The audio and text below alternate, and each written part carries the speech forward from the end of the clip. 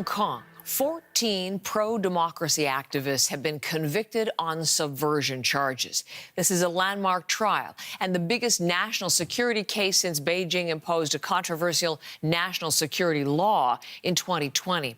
Laura Westbrook is outside the courthouse for us and covering the story. Laura, how do things play out in that trial today? Well, this trial, as you mentioned, is a landmark national security trial. It involves 47 of the city's most prominent pro-democracy figures. 31, including famous faces like Joshua Wong, pled guilty to the charge of conspiracy to commit subversion. This is a very serious crime under the 2020 Beijing imposed national security law. It is punishable by up to life in prison. And in court today, 16 had maintained their innocence and 2 were acquitted. They include barrister Lawrence Law as well as Li Yusheng.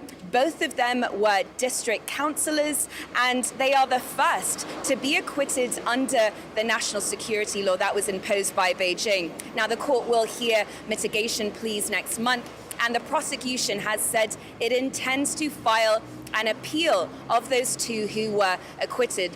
Now, at court today, people gathered since early this morning to witness the ruling of this landmark national security case. It's been a long-running case. It's been ongoing for more than 3 years, when those 47 were arrested in dawn raids and charged with conspiracy to commit subversion. Now, this case all stems from this unofficial primary that took place in July of 2020 to pick candidates for an election planned for that year.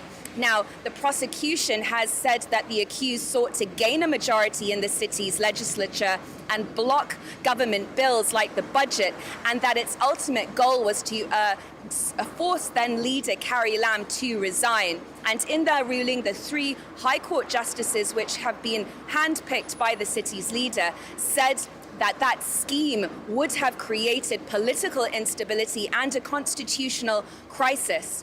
This trial is being said to be a test of the city's rule of law.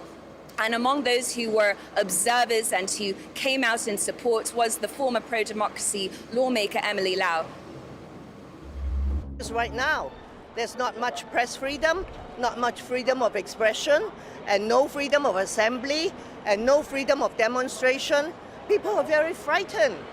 We have to do something to revive the economy, to revive the city's vibrancy. And one thing we need is for the people to be free, to be safe.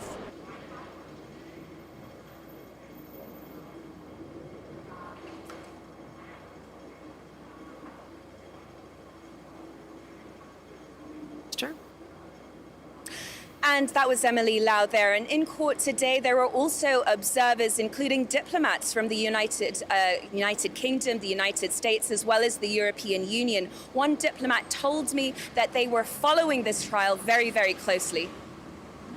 So I'm wondering, Laura, in terms of international reaction, I know it has been strong from the EU, from human rights groups, for example. What kind of initial response to these convictions are we hearing today?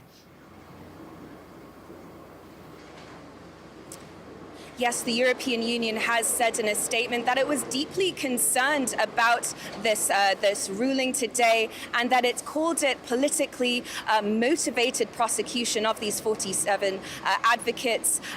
We've also heard from Amnesty International, and it said that the national security law has been weaponized to silence dissent. But the Beijing imposed national security law was imposed by Beijing in the wake of these massive anti-government protests in 2019. Beijing and the Hong Kong government has said that it was necessary to restore order and stability in the city. Laura, thank you. Laura Westbrook in Hong Kong.